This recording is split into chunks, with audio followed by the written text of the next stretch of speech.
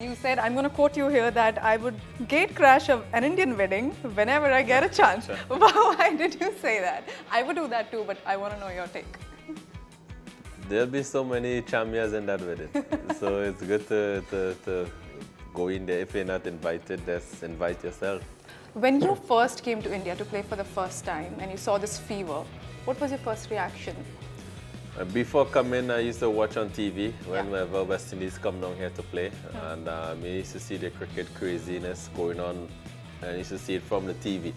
And I always used to wonder what it would be like to experience this kind of atmosphere live. We always say cricket is like a religion in India. It is. It really is a religion in India. Dwayne Bravo was born in a very, very special year, which is 1983. For us, it's a special year because Kapil Dev lifted the World Cup in that year. So definitely he has a special connection with India. We never knew that years later when he plays for the West Indies, the Indian public will still welcome him with warm arms and welcome him as his own. So welcome to India once again. Now you're coming up with a new song. You're just adding one to the many, many songs you've already come up with. Tell me about this song, the whole concept and the collaboration with Shakti, who is loved by all of us in India.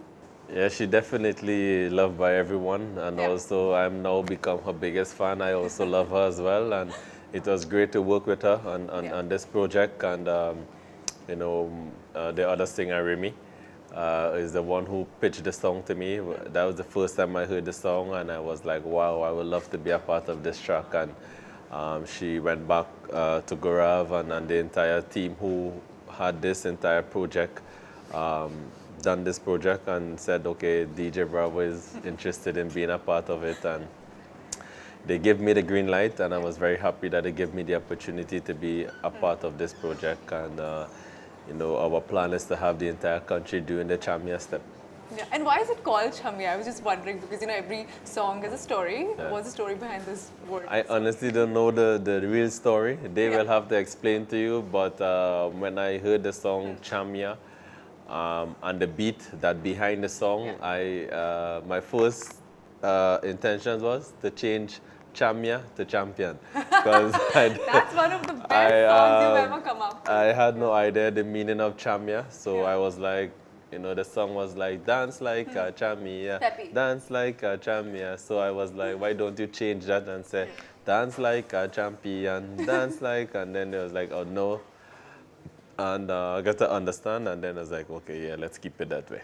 And Shakti is a very, very good dancer. I'm sure you know that already. You are also a very good dancer. We've seen you dance when you take a wicket or when you perform really well. Did you get a chance to shake a leg in the song as well?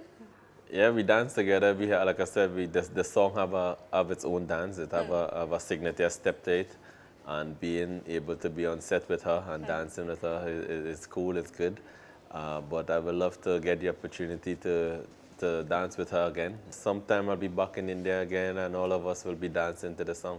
I hope that's very, very soon. And like you said, it's a wedding song. And you said, I'm going to quote you here, that I would gate crash an Indian wedding whenever I get a chance. Why did you say that? I would do that too, but I want to know your take.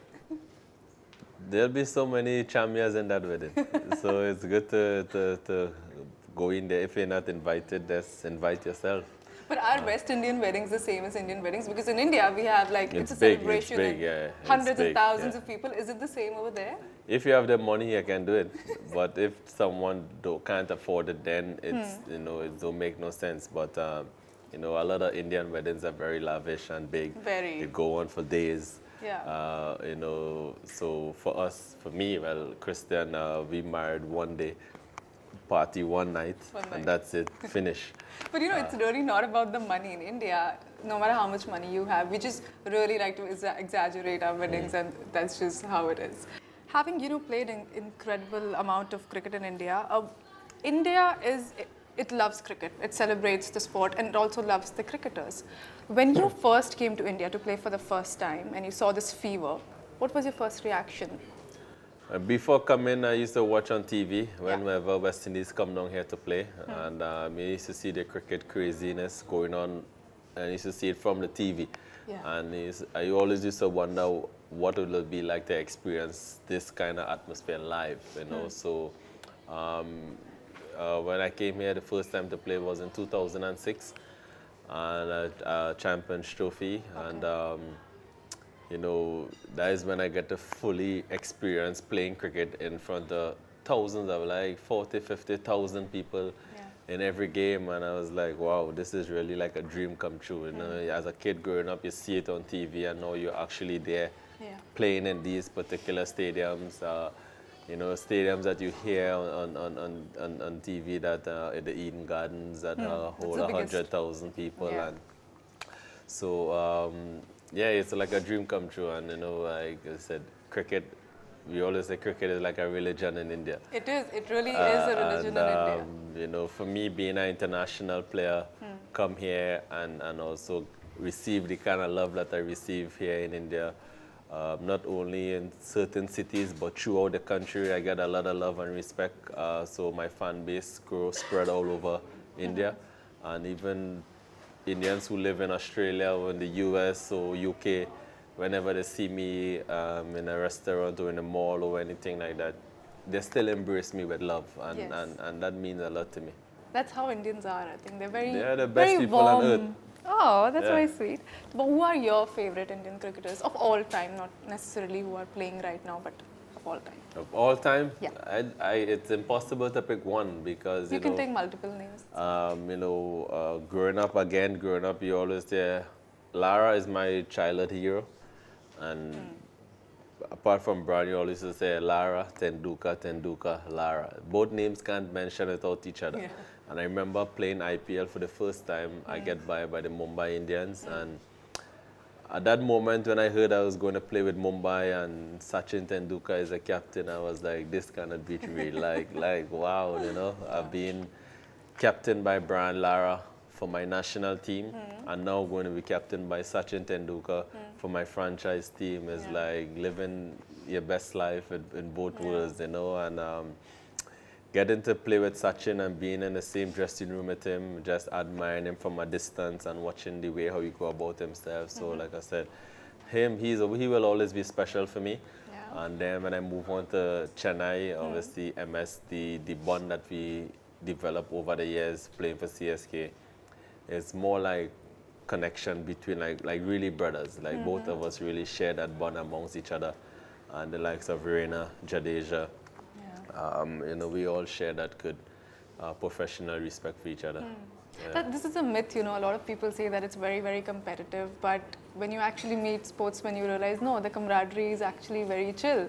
They actually appreciate each other and push each other forward, which is, so it's a myth busted when we talk to you. I think because of IPL, a lot of players become closer because you have to spend like 2 months with someone you would never think of playing when you have to play countries versus countries. So when it's a country versus a country, you play in a series and then you never spend time with the opposition. In IPL now, you spend time with Australians, South Africans, Englishmen, Indian players, and then you get to know each other better and you get to respect each other's culture, respect each other's talent a lot more.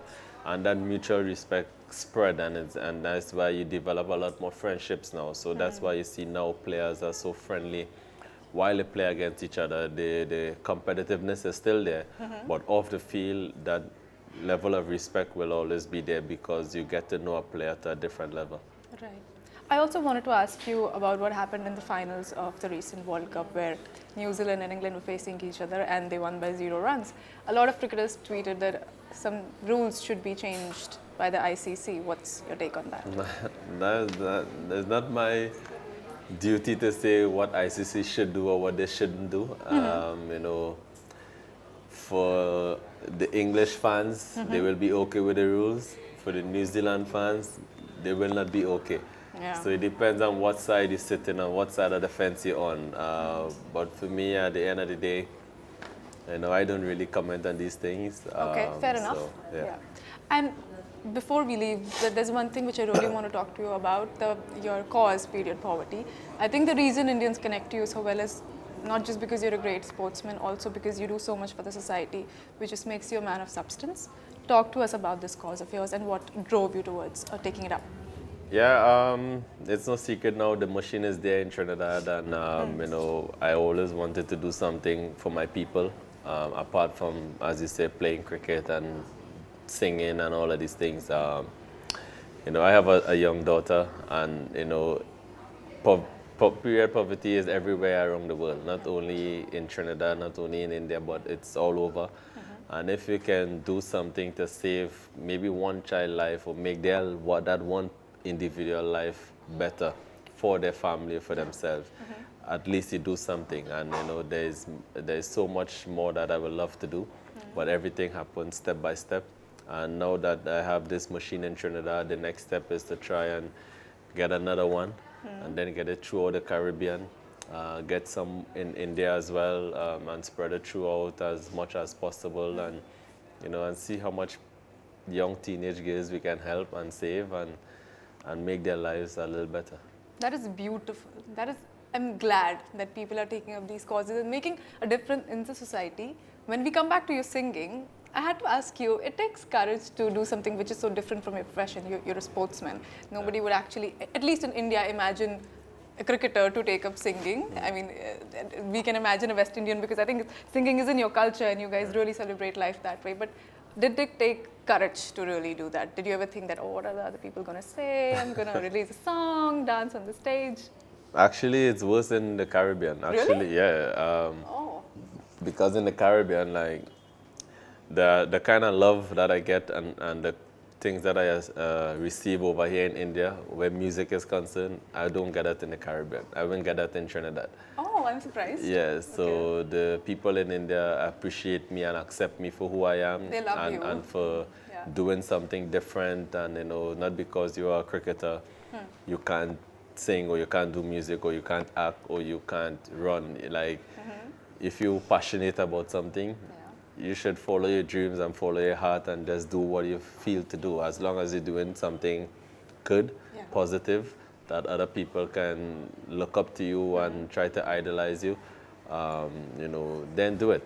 But in the Caribbean, it's more challenging because you say, okay, you already have success in cricket, why into music? Or you can't sing, you can't do this, you can't do that. But I'm also very determined to prove people wrong. So if you said I can't do something, then I'll prove to you that I can do it. That's the sportsman in you, I think. I want to prove that we can do it. Yeah, we can do it. Yeah. Perfect. It was really good talking to you, Dwayne. All the best for your song, Chamiya. It releases on the 6th of December. Do watch it on YouTube. And cheers to many, many more songs to come. Thank you for joining us. Thank you. Yeah.